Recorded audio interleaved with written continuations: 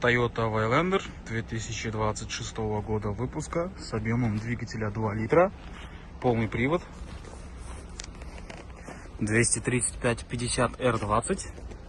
камера 360 градусов, бесключевой доступ, электрорегулировка передних сидений, подогрев и обдув передних сидений, мультируль, а также проекция на лобовом стекле, беспроводная зарядка, панорама,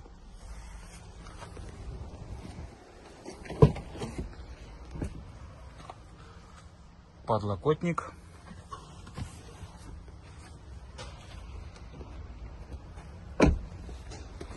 электропривод багажника,